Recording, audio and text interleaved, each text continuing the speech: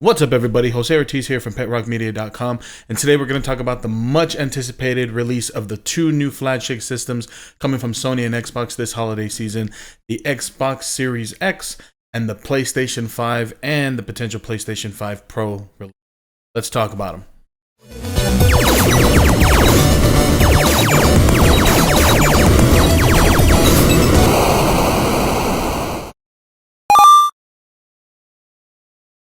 So if this is the type of information that interests you and you're into gaming, cinematography, photography, just plain old teching out and geeking out, then this is the channel for you. Hit that subscribe button, punch that bell icon so you're notified each and every time we post a video or go live. So if you turn on the TV, you are inundated and overwhelmed with all the news that we're currently seeing about the coronavirus and its spread and its potential of impacting all these different components that are shipped from various different regions throughout the world.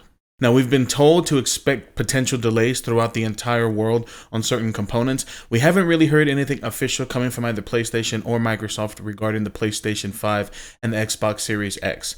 But I'm almost certain that we are going to experience some type of either limited quantities, because I'm almost certain that those devices are already in production. And I'm almost certain that you're going to see a huge rush this holiday season for those systems, and we're going to have a major shortage coming.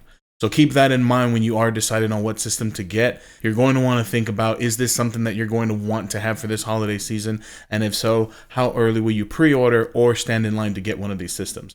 So this holiday season is setting up to be pretty crazy and intense. Now, when comparing the two systems, there are going to be certain things that you're going to want to pay attention to depending on what type of gamer you are. Now, we're going to start nitpicking here. We're going to start thinking about certain teraflops and certain CPU processors, and is one faster than the other? Is one at 3.6? Is one at 3.7? All of that, yes, it is something to take into consideration if you are that type of individual that wants the most power, the most bang for the buck, so to speak. But what I've always looked at when it comes to systems is the experience I'm going to get. It's the same thing with cameras, Sony, Fuji, Nikon, all of these things. What you shoot with should be an extension of what you choose to create your artwork. Same thing with gaming systems. What system you choose should be an extension of what types of games you like, what types of stories you like. Are there any exclusives that you like that only particular system will ever have access to? Certain games like Halo for the Xbox, This Is Us for the PlayStation lineup. Is that something that's going to be enough to keep you buying only the one system? Because not a lot of people will be buying multiple systems. You're going to want to invest your money into a system that you're going to take full advantage of. Think about online services. What type of service do you prefer? They both kind of have their pros and cons. They both have free game offerings that they offer, Xbox and PlayStation included. You want to think about upgradability. For a while there, PlayStation did not really play well with you extracting the hard drive and replacing a new one. Yes, as they updated, things got a little better. Same thing with Xbox, but still, these are the types of questions that you want to ask yourself. Is this something that I'm going to want to deal with when it comes to the systems? Now, when it comes to the PlayStation and the Xbox, when it comes to the processor in the PlayStation 5 is theoretically faster. The Xbox Series X has a 3.6 gigahertz, whereas the PlayStation 5 has a 3.7 gigahertz. Again, splitting hairs if you ask me. The GPU's teraflop count is a bit wider, with the PlayStation 5 coming in at 12.6 teraflops, while the Xbox Series X has an 11.8. Again, is that something that's worth you spending and investing into one particular system? Now, that is nearly an entire teraflop difference, which sometimes could theoretically matter, but again, it's going to depend on the system. Do any of the systems throttle? Do any of the systems not allow for full capabilities of the games? Because that has happened in the past, looking at your Xbox and PlayStation, okay? Now, here's where I do not ever understand Sony when I just talked about it when it comes to space. Now, Sony's SSD, it is theoretically and on paper faster, but it is much smaller. I don't understand why Sony gets away with thinking that they can do this to us as gamers, right? You see games, look at Red Dead Redemption. Okay, what was it, 40, 50, 60 gigs initially to install, and they are going to be giving you a 500 gigabyte hard drive. Now, let's be real.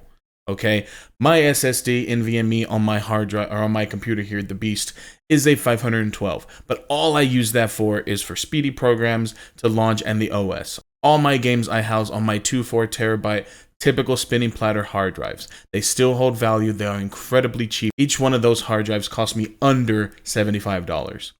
So that's something to think about. Yes, Sony will have a faster SSD, but it is much smaller at 500 gigabytes. Whereas we've been hearing that the Xbox is going to start off at potentially 1 terabyte, if not 2 terabytes worth of space. That's something to think about right out the gate. Am I going to have to upgrade the hard drive or buy an external hard drive? I think Xbox has the win.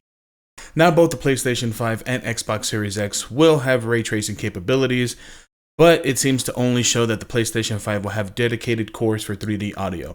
So again, these types of experiences, as I talked about, is what's going to help make or break the decision for you when it comes to which system you're going to invest in. Now, if you're coming from the camp that I am getting both of them because I am both a PlayStation and an Xbox users, then by all means, have at it, spend your money. You're not going to care because you're going to be getting both of those. But for that individual who's looking to invest their hard-earned money, not to say that your hard-earned money isn't going to be invested, but if you're of the type that you can only receive and purchase one of these systems, these are the certain things that you're going to want to start thinking about. Now, data bandwidth is apparently 576 gigabytes per second on the PlayStation 5, whereas the Xbox Series X comes in at 596 gigabits per second.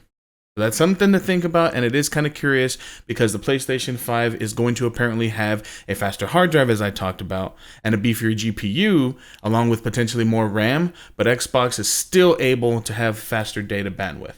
That's something to think about. Who knows how they're doing it? I'm sure we're going to find out as we get closer to release, but that is still something to think about. Now, one thing that I've been hearing as a rumor is that PlayStation might get a pretty amazing feature in the fact that they might be able to wirelessly charge your controllers.